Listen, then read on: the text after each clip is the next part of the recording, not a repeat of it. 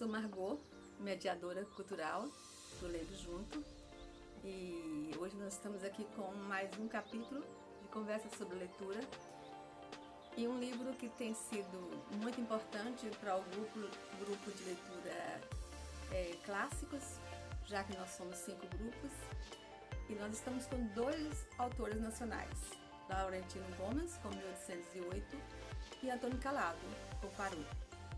A obra Quarupi, ela é de uma importância máxima.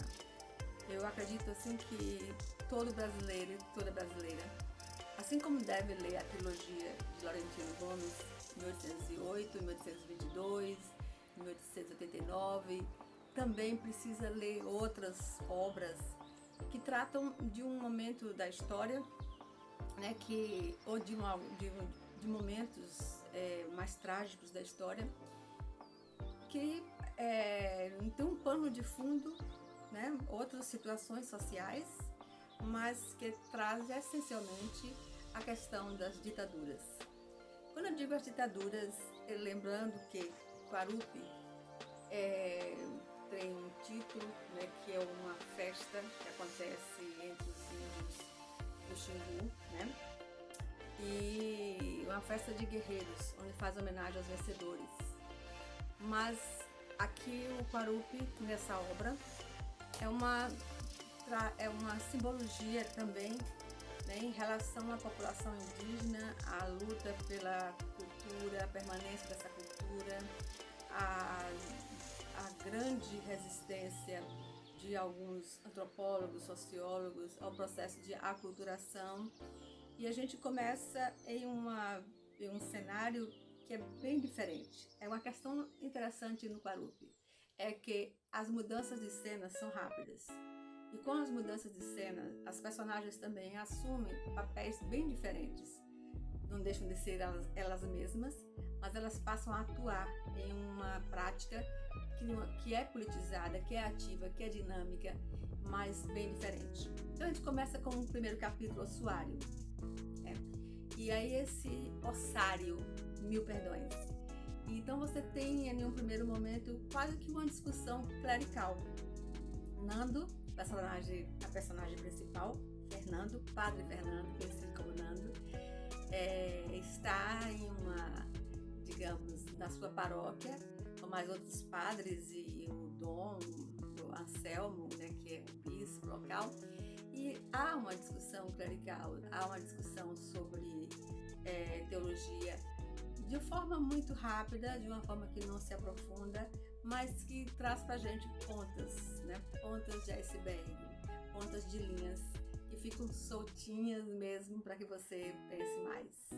De repente ele muda para o Rio, muda o cenário, e Nando já não é mais aquele padre, digamos, tão casto, e se envolve com pessoas que têm um comportamento totalmente diferente do que ele vivia em Pernambuco. Você sai do Nordeste, vai para o Sudeste e começa a se falar, né, na política.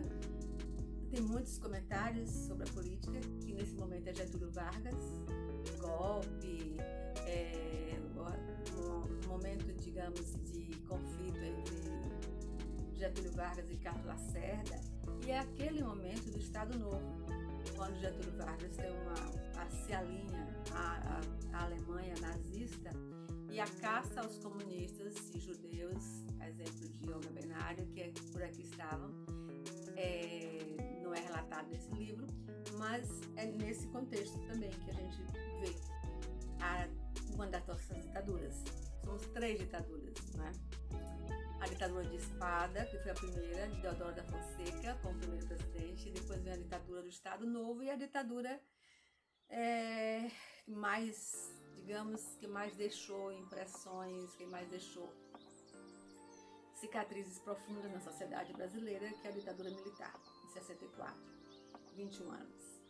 Então, a obra Quarupi vai pegar parte da ditadura de Getúlio Vargas, do Estado Novo, e parte da ditadura de 64, com o golpe, a chamada Revolução Gloriosa. O interessante é que a mudança de cena vem rapidamente, já se encontra Nando no Xingu. É muito curioso. É um capítulo que você vai ler a respeito da cultura dos indígenas que vivem ali, a relação deles com os brancos e a relação dos brancos entre si, como o tratar, né? Como tratar o indígena, como tratar os nativos. O que fazer naquela densa e intensa mata, né? Então tem uma pessoa que quer construir estradas, que quer fazer uma transamazônica, outro já não concorda com essa situação. E é bem interessante esses modos, os pontos de vista, porque a gente observa que isso ainda é um assunto tratado, muito maltratado, que é a defesa da terra para a população indígena, os donos da terra, tá? Então vocês vão ficar muito atentos à fontoura. E tem uma história, né, dentro toda essa trama que é muito interessante. Parece assim um dado, né? Um apêndice, parece um apêndice, que é uma russa chamada Sônia, que vai lá para Xingu e lá, eu não vou dar spoiler, mas ela se torna o assunto de outras investidas naquela região, porque Sônia simplesmente se apaixona pelo Xingu. Então, esse momento, digamos, de que antropólogos, sociólogos, mateiros vivem no Xingu, e também existe o Serviço de Proteção Índio, que foi criado na época de Getúlio Vargas e na época da Revolução, digamos, da ditadura militar, se muda para o FUNAI, né? Fundação Nacional, né, de Apoio ao Índio. E é tudo a mesma coisa, não muda muito, né? A situação do índio só faz piorar. Se fala de poceiros, se fala de seringueiros, se fala também do minério. Mas o mais importante é perceber o fundo político dessas situações, né? É um país em turbulência. De repente você vê mudança novamente de cenário e já está o padre Nando fora do Xingu e volta para Pernambuco, para o Nordeste. E lá a gente encontra já em um momento político diferenciado, que é a ditadura militar, e uma luta, né, das ligas camponesas que está se iniciando, ao mesmo tempo que a gente ouviu falar de Luiz Carlos Prestes, lá atrás um pouquinho, fala-se da coluna Prestes, mas nada se aprofunda.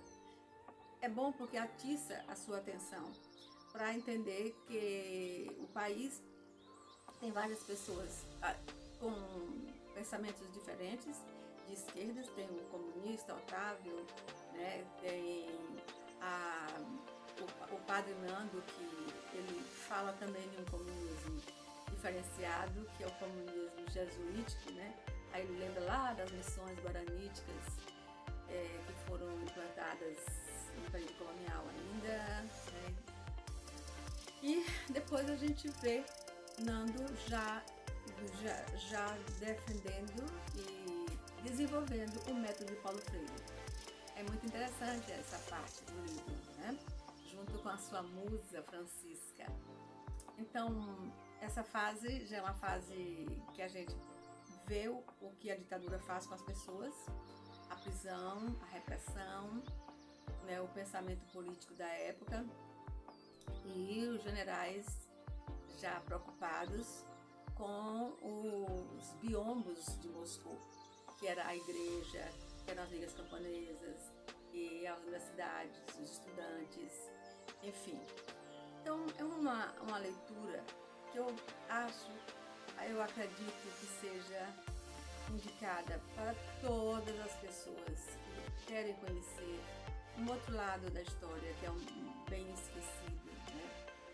Muito esquecido, apesar de que o conteúdo da obra não está todo voltado para a questão indígena, mas dá uma boa cutucada. E eu queria, com esse vídeo, fazer que o foco da minha fala fosse muito mais a relação que precisa se ter, né? O que nós precisamos ter com a questão indígena, a posse da terra, o desmatamento, as injustiças que foram causadas, né, do contato do branco com o índio, de como a civilização atingiu a população indígena em todos os níveis. A gente vê índios morrendo de sarampo, índio com fogo selvagem, indo para a cidade, voltando, sem um tratamento adequado, sem uma preocupação de ter lá um médico no posto, a falta de zelo total. E é essa a minha intenção, além de trazer para vocês a preocupação em ver o pano de fundo da leitura. Se antes nós fizemos leituras de livros que eram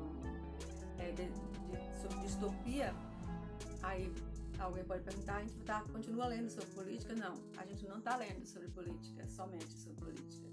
A gente está lendo sobre a realidade do Brasil. E a realidade do Brasil, sim, perpassa pela questão política. É preciso entender politicamente por que as coisas acontecem ou não acontecem. E quando elas deixam de acontecer, porque tem alguém à frente do nosso país, da nossa nação, que simplesmente não pensa na nação, não pensa no país. Então, essa é a questão que cabe a nós brasileiros, conquistar a nossa liberdade. Outra vez. Obrigada, deixe seu like, se inscreva, compartilhe e comente, eu agradeço.